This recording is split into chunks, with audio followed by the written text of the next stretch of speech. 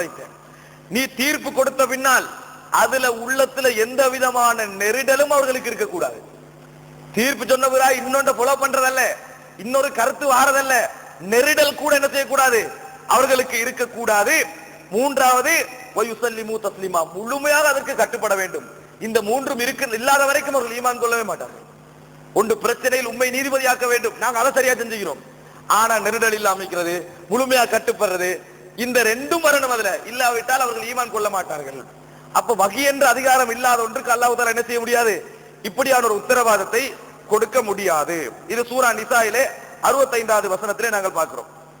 சகோதரர்களே, எனவே மூன்றாவது கட்டமாக நாங்கள் புரிந்து கொள்ள வேண்டியது, குர்ஆனை அல்லாஹ் எப்படி பாதுகாத்திருக்கிறானோ அதே போன்று ஒரு செய்தி நபியவர்கள் சொல்லிவிட்டார்கள் என்பதை நாங்கள் தகவலாக பெற்றுக்கொண்டோம் என்றால், அதை உரிய முறையில் பெற்றுக்கொண்டோம் என்றால், சொல்லிவிட்டார்கள் என்று நம்பிவிட வேண்டியதுதான்.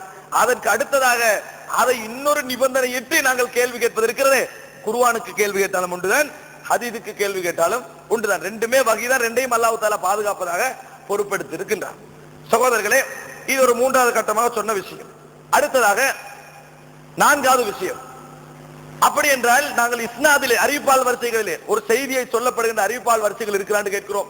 நபியர்கள் சொன்னார்களா, செய்தார்களா, அனுமதித்தார்களா, தடுத்தார்களா என்று வரக்கூடிய எல்லா செய்திகளும் என்ன கேட்கிறோம், இன்று அதாவது அந்த நூல் எழுதப்படுகின்ற வரைக்கும் எழுதிய நூலாசிரியர் நம்பகமானவரா, நூலாசிரியருக்கு யார் சொன்னாரோ அவர் நம்பகமானவரா, அவருக்கு யார் சொன்னாரோ அவர் நம்பகமானவரா, அவருக்கு யார் சொன்னார் அந்த நபித்தோழர் நேரடியாக ரசூலுல்லாஹ் இடத்தில் கேட்டவரா, அதுபோன்று இவர்கள் அந்த நபித்தோழத்தை நேரடியாக கேட்டார்களா, அவரிடத்தில் சொன்னவர்கள் கேட்டார்களா, நூலாசிரியர் நேராக கேட்டார்களா, இப்படி எல்லாம் பார்க்கிறோம். ஒரு புறம். இன்னொரு புறம் எப்படி பார்க்கிறோம், இவர் சரியான முறையில் மனநம் உள்ளவர் தானா, சரியான முறையில் எழுதக்கூடியவரா, ஒரு விஷயத்தை புரியக்கூடியவரா, ஆம் என்றால் அதுக்கு மேலுள்ளவர் அது போன்றவரா, ஆம் என்றால் அதுக்கு மேலுள்ளவர் அது போன்றவரா என்றெல்லாம் பார்க்கிறோம். ரெண்டு விதமா பார்க்கிறோம். ஒன்று நேர்மை ரீதியாக, இரண்டாவது அறிவு ரீதியாக பார்க்கிறோம். இரண்டும் சரி என்று சொன்னால் ஒரு செய்தியை ஏற்றுக்கொள்கிறோம். இது புதிய வழிமுறையா, இது ஹதீஸுக்கு மட்டும் சொன்ன வழிமுறை அல்ல, உலகத்துல எல்லா விஷயத்துக்கும் அதுதான், உலகத்துல எல்லா விஷயத்துக்கும் அதுதான். இது ஹதீஸுக்கு மட்டும் ஏன் அப்படி செய்யணும் யாரும் கேட்க கூடாது. ஹதீஸுக்கு மட்டுமல்ல, உலகத்துல எல்லா விஷயத்துக்கும் அதுதான். ஆனால் நபி அவர்களுடைய வார்த்தை என்பதனால் அது கலையாகவே மாறிவிட்டது. அதான் விஷயம். ரசூலுல்லாஹி ஸல்லல்லாஹு அலைஹி வஸல்லம் வார்த்தை என்பதனால், அது எங்களோட மறுமை வாழ்க்குரிய அடிப்படை என்பதனால் அது ஒரு கலையாக உசூலுல் ஹதீஸ் அழைக்கப்படுற அளவுக்கு மாறிட்டு, புதிய விதி எல்லாம் இல்ல. இப்போ உங்கள்கிட்ட வந்து ஒரு ஆள் வாராரு, நீங்க 50 லட்சம் வச்சுட்டீங்க பிசினஸுக்கு, பிசினஸ் நீங்க ஒரு 25 லட்சம் தாங்கன்றாரு, நீங்களும் அத்தனை செய்ய போறீங்க. இவர் நல்லவரா கெட்டவரா, உண்மையிலே வியாபாரத்தை திறமை இருக்குதா இல்லையா, இவருக்கு இதை ஒழுங்கா பிசினஸ் செய்வாரா இல்லையா அப்படி நினைப்பீங்களா, அல்ல ஒரு 50 லட்சம் தூக்கி கொடுப்பீங்களா?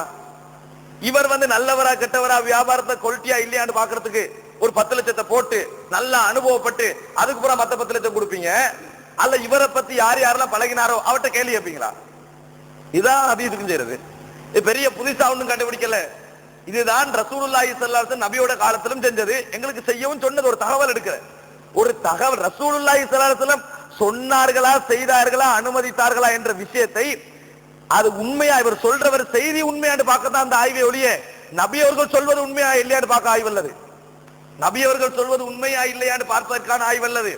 நபி அவர்கள் சொன்னார் மெசேஜ் வருது, உண்மையா பொய்யா, செய்தார்கள் ஒரு செய்தி வருது, உண்மையா பொய்யா, தடுத்தார்கள் ஒரு செய்தி வருது, உண்மையா பொய்யா, அது பார்க்க மட்டும்தான். அது உண்மையிலேயே சொல்றவங்க எல்லாம் நம்பமானாக்கத்தான். இவர் வந்து என்ன அறிவு ரீதியாக எந்த பிள்ளையும் விட்டு இல்லை, இதுல எல்லாம் 15 ஆயிக்கிறாங்க, ஒழுங்கா சொல்லிக்கிறாங்க, சப்ஜெக்ட் முடிஞ்சாருக்கு அதுக்கு அடுத்தா தூக்கி வச்சுக்கண்டு இது வந்து விஞ்ஞானத்துக்கு முரண்படுகிறதா இல்லையா அர்த்தம் என்ன, ரசூலுல்லாஹை கூப்பிட்டு வச்சுக்கண்டு நீங்க என்ன இப்படி சொல்லுவீங்க, விஞ்ஞானத்துக்கு முரண்படுதா இல்லையா கேட்கிற மாதிரி தான் அது. அதுக்கு அடுத்த ரசூலுல்லாஹ் சொன்னாங்கன்றத தகவல்ல வழங்குது எங்களுக்கு. தகவல் பார்க்கல நம்பகமானவராக இருக்கிறாங்க, அறிவுத்துறையில சரியா இருக்கிறாங்க, செய்தி வந்தாச்சு உண்மைதான். அதுக்கு பிறகும் இன்னொரு கேள்வி நாங்கள் கேட்போம் என்றால், நபியர்கள் சொல்லிவிட்டார்கள் தான் என்றாலும் என்று சொல்றோம், ரசூலுல்லாஹ் நேரடியாக இருந்தால் நிராகரிப்போம் அர்த்தம். அதாவது அர்த்தம். எனவே சகோதரர்களே, புரிந்து கொள்ள வேண்டியது புதிய ஒரு நடைமுறை அல்ல. ஒரு விஷயத்தை விசாரிப்பு நபியோட விஷயத்திலே கொஞ்சம் தீர விசாரிக்கப்படுகிறது. காரணம், ஒரு ஆள்ல போய் சொன்னா எனக்கு மறுமை வாழ்க்கையில முழுசா பாதிக்கும்னு சொல்லலாது. நபியர்கள்ல போய் சொன்னா நிரந்தர நரகம் தான். பாருங்கள், அதாவது அல்லாஹ் தஆலா குர்ஆனிலே சொல்கிறான், சூரா ஹுஜராத் 6-7, யா அய்யுஹல்லதீன ஆமனூ, ஈமான் கொண்டவர்களே, இன்ஜாஅக்கும் ஃபாஸிக்கும் பினபை, ஒரு கெட்டவன் உங்களிடத்தில் ஒரு செய்தியை கொண்டு வந்தால் ஃபதபையனு, அதை கொஞ்சம் சரியா பிழையா என்ன செய்யுங்கள், ஆய்வு செய்து பாருங்கள்.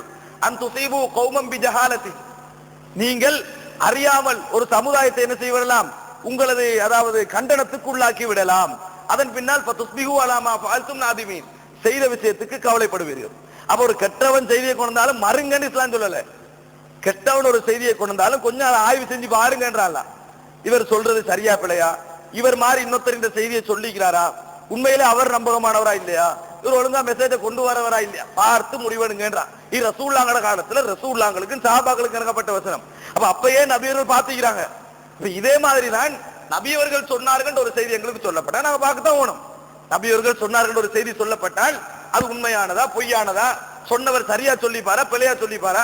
இப்ப இமாம் அபூ ஹனீஃபா இருக்கிறாரு, அவர் உண்மையாளர் நேர்மையானவர், ஆனால் மனநல குறைபாடு உள்ளவர். அவர் ஒரு செய்தி அறிவிச்சா, அவர் தனியா அறிவிச்சா, அவருடைய உஸ்தாத் அறிவிச்சா நாங்க எடுத்துக்கொள்ள மாட்டோம். ஏன், அவர் நம்பகமானவர் தான், உண்மையாளர் தான். ஆனா ஒரு செய்தியை சொல்லுகின்றவர் சில பேர் என்ன செய்வாரு, தடுமாற்றத்தை பிழை விட்டுருவாரு, மாறி எழுதிடுவாரு, அறிவிப்பாளரை மாத்திடுவாரு, விட்டுறோம். அதுக்கு அபூ ஹனீஃபா குறை சொல்லனாங்க, தகவல் எடுக்கிறதுக்கு இந்த விஷயத்துல நீங்க தகுதி இல்லை, அவ்வளவுதான். இந்த விஷயத்துல எடுக்க முடியாது, அவ்வளவுதான் உள்ள விஷயம். அதுக்காண்டி குடும்ப வாழ்க்கையில என்னது, மனைவி அவரோட பிரச்சனை உங்களுக்கு தகவல் தரல அப்படியே சொல்றது.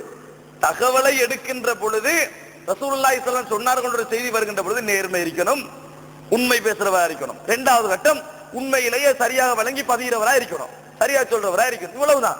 இதை பார்த்து ஓகேன்னு எல்லாம் வழங்கிட்டேன்னு சொன்னா மெசேஜ் சரி, மெசேஜ் வந்து சரி, சரியன்னு முடிவெடுத்தா அதுக்கப்புறம் அடுத்த என்ன கேள்வி, சரியன்னு முடிவெடுத்தா